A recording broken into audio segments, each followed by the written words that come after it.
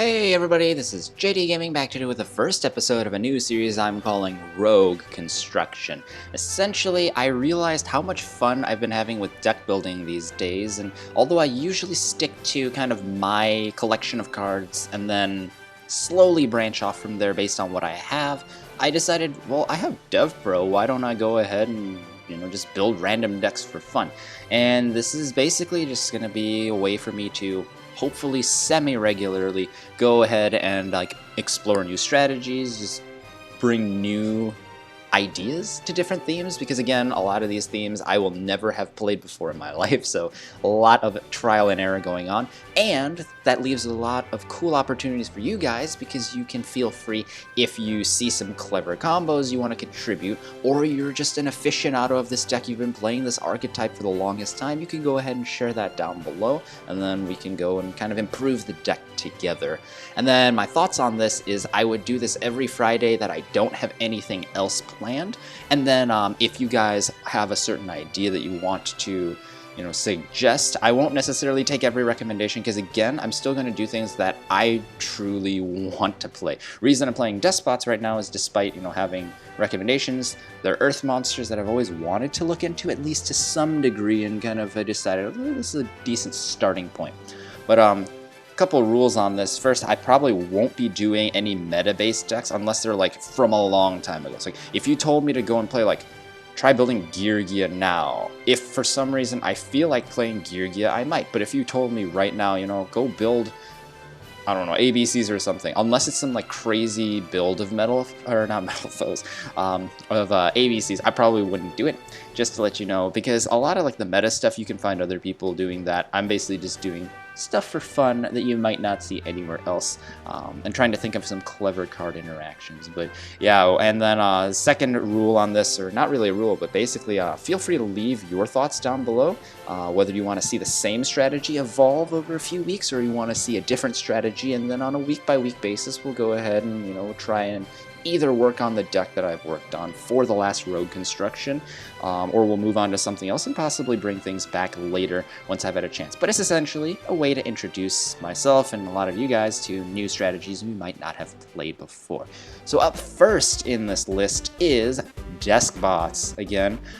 So I'm just going to briefly go over what they do. Essentially, we have 001 through 009 are all monsters. We have Jet, who is a synchro monster, and then we have a field spell card, Deskbot base. So very, very quickly, all the monsters have 500 attack and defense, and they're machine earth monsters, which is pretty cool because that lets you go for things like Naturia, Beast, and Barkion.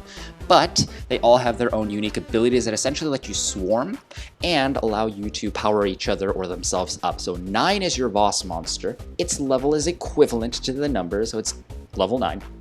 And its ability is, if this thing attacks, your opponent can't do anything. So it's like lightning or Armades. And then if it would die, you could just get rid of another Deskbot card you control instead. Note that says card, so you can get rid of your pendulums and you can get rid of your Deskbot base, which is very neat.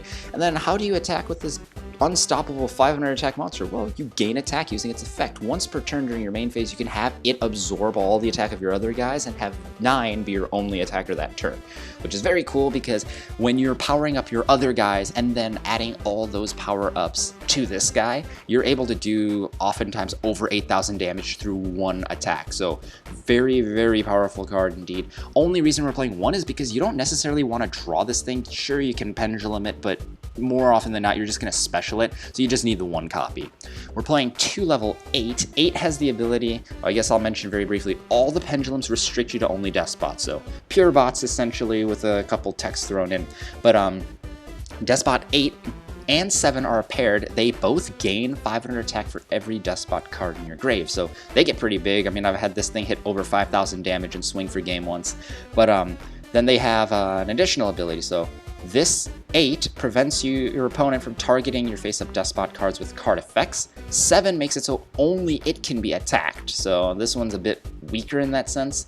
Both have cute little defensive tricks, aren't necessarily worth building around at the moment, but you know, they're interesting for that. Coolest thing is, though, they have damaging abilities. 7 does piercing, and 8 has the ability to attack twice. Think of it as like it's an even number. It can attack 2 times during each battle phase. And again, with all that extra attack, it's going to be very powerful. Reason I built this unbalanced number is this is scale 1 and this is scale 10, and we are actually playing 3 copies of 5 who's a 10 because he's really good, as I'll get to in a moment, and then we're only playing 2 copies of 6, which is a scale 1, so it's going to end up being 4 scale 1s and 4 scale 10s. So 5 and 6 are paired. 6 lets you go, and upon normal or special summon, you can change a monster's battle position, so it helps you go shift things to attack so you can attack for game. And then it gains 500 attack for each of your extra deck face-up Deskbots. Same thing as this, so pretty much not as useful unless you play a ton of Deskbot Pendulum monsters, and even then you're limited to, you know, the 4 different monsters, 3 copies each. You're limited to 12 cards max, 11 if you consider it has to power itself up with the other guys. It's like, that's not really worth going into, in my opinion. The cool thing is, if your 6 dies while scaled, you get to go and add any of your Deskbots to your hand, so you get an infinite supply of 3s and 4s, which is pretty cool. And then if you have 5, it parallels 6. The only difference is it kills a back row upon summon, so that's an on-theme removal of floodgates and back row defenses your opponent needs to survive, so it helps you OTK. And then same power-up ability for 500 in the extra, and then if this thing dies while scaled, you get to special summon any Deskbot back, so that lets you go for your big beaters right off the bat. The reason I play 3 of this is because at level 5, it's also a machine monster. We can go into Nova and Infinity, which gives a lot of control options for this deck as well. We already have Earths for the Naturias, but you can also go Cyber Dragon Infinity because of the machine, so that's why we're playing 3. Again, 4 copies of scale 10, and then 4 copies of scale 1 for the balance. 4 is a pretty interesting attacker whose ability is just Foolish Burial any of your guys if it battles during either turn, and then you gain attack equal to 500 times the level. So automatically, I love dumping this thing because then it's 5,000 attack for the turn. Can't do any damage, unfortunately, so it's not very good for, like, you know, hurting your opponent because it can't. But if you kill your opponent's monster using this card, you get to go and special summon back any 2 of your Deskbots that have different levels from each other, from your hand and or graveyard. They're summoned into defense, so you can't attack immediately with them, but that helps you go trigger something like 2, lets you go, you know, get rid of back row, lets you set up for like an Xyz or Synchro play using like a tuner monster and any other level you want. So very interesting card overall. And again, as one of your normal summonables, you definitely want to max out on this guy so that you can get this effect off as much as possible. 3 is probably the best normal summon in the deck. When it is summoned, it lets you go and special any Deskbot, doesn't care about level, just can't be number 3 because then, I don't know, like, it wouldn't even trigger, so I don't know why, but you get to summon anything, so you could summon that immediately, summon one of your other beaters immediately, kill your opponent's back row, you know, do so many crazy things with this, and then it lets you go during either player's turn, once per turn, target any of your Deskbots, and then it will gain 500 attack and defense for each of your Deskbot cards. Again, includes pendulums and includes the field spell. So that lets you go and gain a ton of attack on one guy, and then you can absorb all that with a 9. So very powerful card. If you can keep searching this card through things like 6 and through things like 2, then you're actually in a good spot because every single turn you have a very good proactive normal summon that lets you get things rolling. So that's why we're running 3 here. 2 is the best target for machine duplication because when it's special summoned, you just add any Deskbot card from your deck to your hand, and then it powers up all your other guys. Again, that's important because if each of your, let's say, 3 other Deskbots gain some attack, you're going to be able to go and have all those attack points be added onto this one guy, and then it's actually a significant attack boost. So biggest downside with this is its effect triggers only on special, but we are running ways to use him.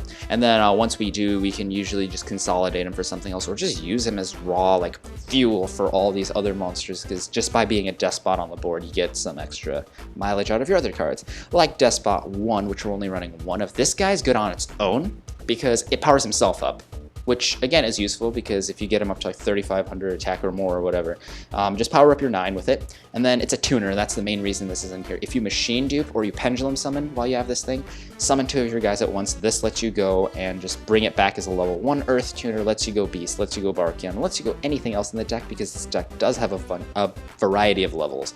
So that's why this card's in here. And then finally, Deskbot Base lets you basically just go Power up all your guys by 500 attack and defense, which is kind of a double-edged sword. You don't want to do that with the machine dupe, but you do get extra attack on everything when you use Deskbot 9 with it, so that's why it's there.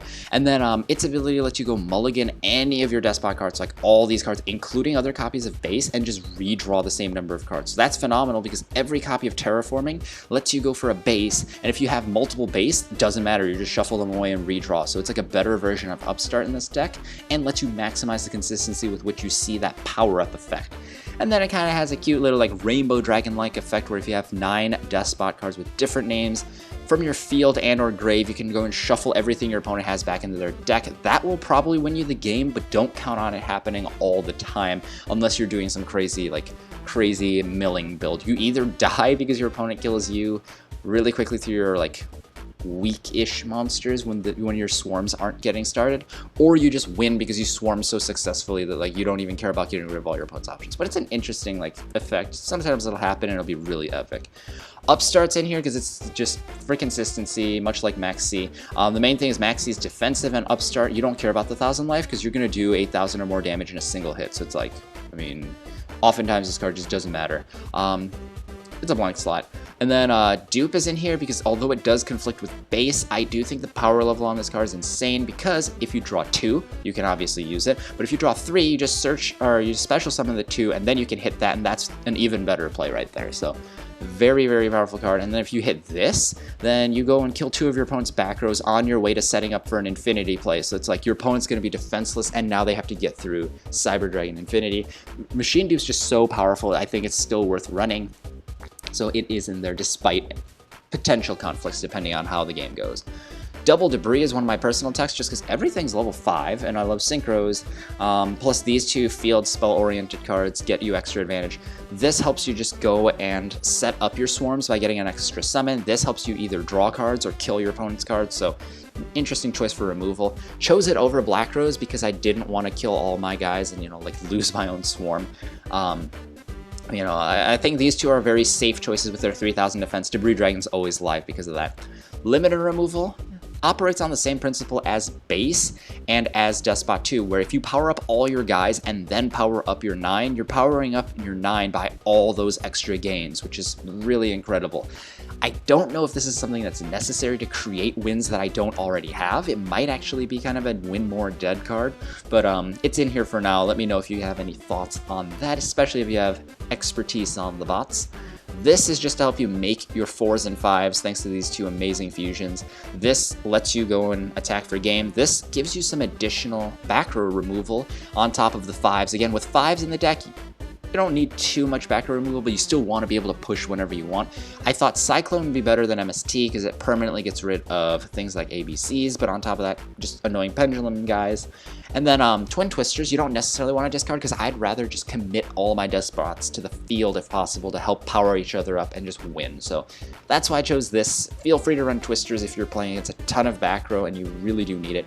I mean, it's still possible to side the Twin Twisters or play an alternative way to shut down mass back row, but I chose the Cyclone. And Soul Charge is in here because if you imagine like machine duping, this is nutty. I mean, this lets you go do that and then lets you go set up like Naturia, Beast, and Cyber Dragon Infinity. So very powerful card, and I already talked about Max C. Just gives you a way to defend yourself, and for whatever reason, it's also 500 attack Earth monster, so you can synergize it with Debris Dragon and go for your Naturias with it. So very cool thing here. Notables in the extra. This lets you go Infinity and lets you Synchro. This, of course, locks out the game. There's a weird combo that lets you go and summon Beast, Varkan, and Infinity, so that's why Barkion's in here. Plus, it's good against Paleozoics. We have Coral Dragon, lets you go and just summon off Debris Dragon, yard another Deskbot, and get rid of back row. Plus, if you synchro with it, you draw a card, which is pretty nice. I already talked about the 7s. The 8 is in here because you can swarm, attack with everything, and then kill your own board, and then just kill your opponent through the burn damage. So very powerful choice, in theory at least. And then the 10, Deskbot Jet, I didn't mention, mainly because it's more of a extra card, I guess. Not just the fact that it's an extra deck, but it's not necessarily always played. It just gains 500 attack for every Deskbot you control, which is kind of weak because you're limited to just the field that you have. It does include your field spell and your pendulums, but not quite the super-powered ability of 9 absorbing the actual attack points or of these guys absorbing from the grave, so kind of limited there. But it does let you go Scrap Dragon one of your Deskbots for any removal on your opponent's board, plus it lets you just go and summon 9 straight from your deck. That's why it's in there, in case you go off of it with like Excel Synchron and you've already used Infinity or whatever. But that's why it's in here, just an option. Don't really need more than one. This lets you go and make extra use of your duped double 002s.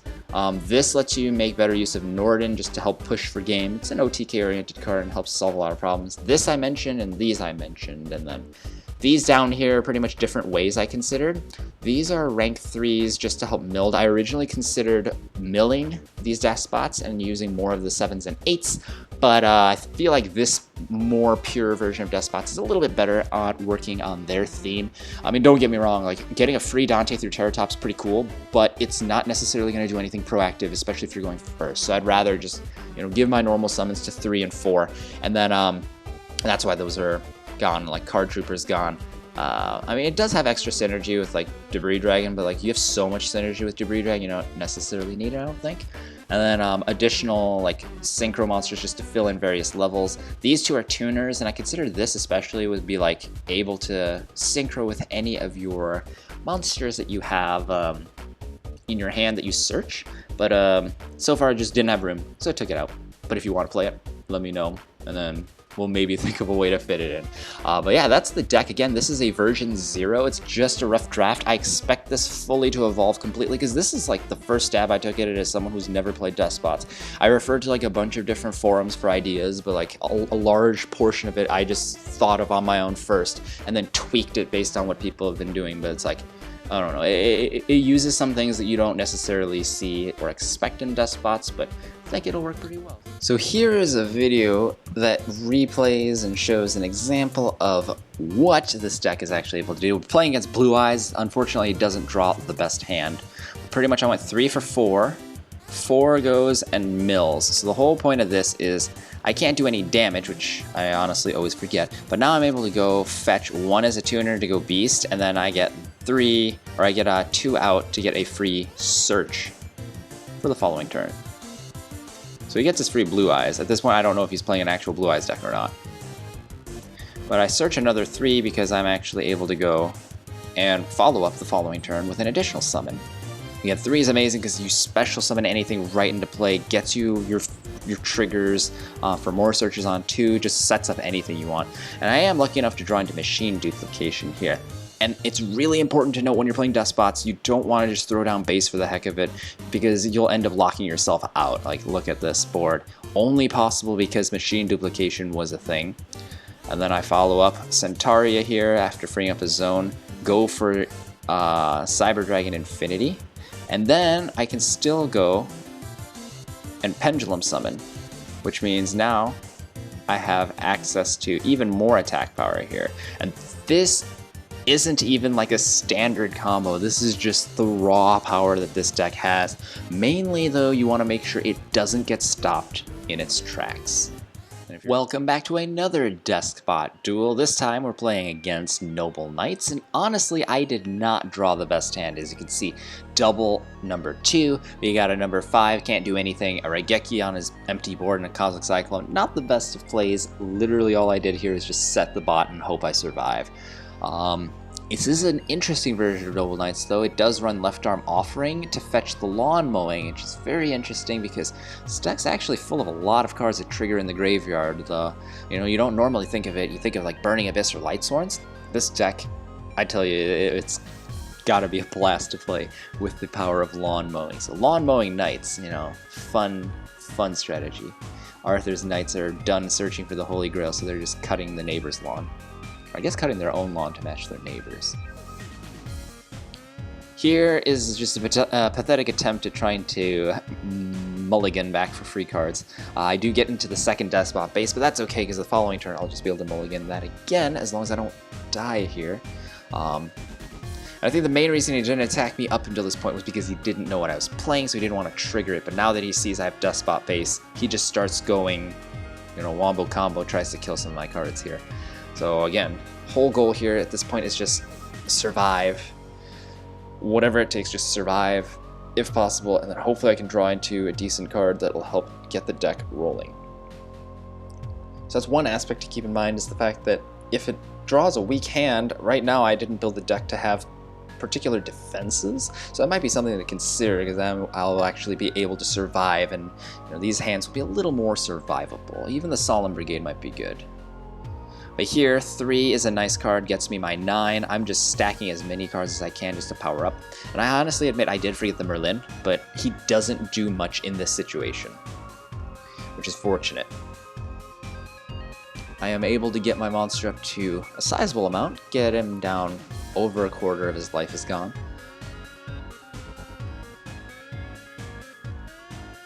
But now his grave is very well loaded, and he does have his Artorigus on board. For whatever reason, he tries to kill my monster, so I ended up blocking it and shifting it to 5, and that gets me a free 2, gets me a free search. And the reason I chose 3 is because this type of deck, you can just snowball turn after turn, do the same play again and again, and then you'll just keep reloading for that same play that'll allow you to go bigger the following turn. The cool thing is, again, I mean, his deck's so based on destruction by battle and card effect, not banishing or spinning or anything. So my 9 is just invincible against this strategy. Probably one of the biggest weaknesses of Noble Knights, if they don't have easy rank 4 access, which this deck so far hasn't been summoning rank 4s. It's harder to deal with certain monsters that otherwise would have been power creeped out.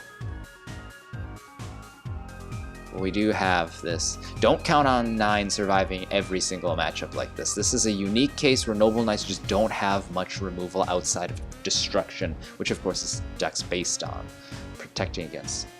So here I just board wipe him after getting his once per turn Destiny protection out of the way, and he's literally just left with 2 cards and a draw, plus his draw, and somehow watch this turn. It's pretty cool. So he goes and he specials his boars, gets a free search off the boars. Quest for the Holy Grail still in effect, I guess. And then he's able to make an Artorigus out of nothing, bring back all these equipped spells, which is insane, and then follow up with this removal effect. Again, I'm able to stop him. But man, look at what he's doing. This guy literally got a full back row out of no cards. And here I just soak up damage. I needed to power up my 9 so it wouldn't get attacked. And then after that I just went and soaked up extra damage, because that 3's effect only lasts until the end of the turn anyway. Though realistically, if he tried to attack my 9, I could have just sacked the 3 and then I would have taken less damage and I would have survived, but oh well. And then here I'm able to go for 8, who has a lot of attack power now. Absorb a lot of that, and then just go for game.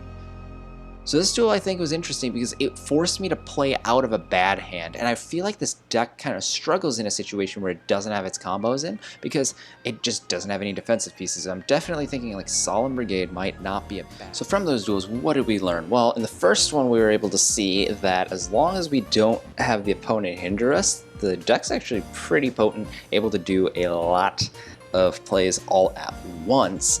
But in the second game, we saw that sometimes you draw some suboptimal hands. There were a bunch of unrecorded games that I can definitely vouch is very real, where you don't draw the combo pieces, you don't draw your machine dupe or whatever, and all of a sudden you're forced to play the defensive role. And in that situation, you really have to make sure that you're able to fight back. So at least temporarily, just as a brainstorming type thing, I think what I would like to do is take out first limited removal, because this thing only mattered once in a large handful of games. It didn't actually create any win scenarios, so I'm actually going to take it out. If anything, it becomes a liability because it forces me to go and Xyz into everything. Xyzing really should be a backup just to, get out of a terrible situation. So want to get rid of that. That's an easy drop. Soul Charge, I'm going to bump out for now and potentially revisit later, because right now machine dupe is something that's useful in the very beginning. It's actually useful in an opening turn. Soul Charge isn't quite as useful in an opening turn,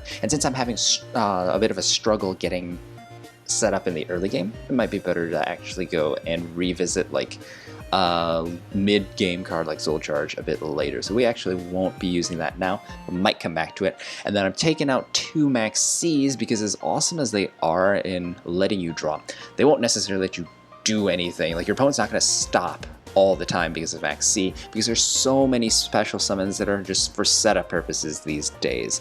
And so what I'm actually thinking of doing is, in place of those 4, I've just thrown in the Solemn Brigade with the idea that these guys will actually be able to stop the opponent in their tracks.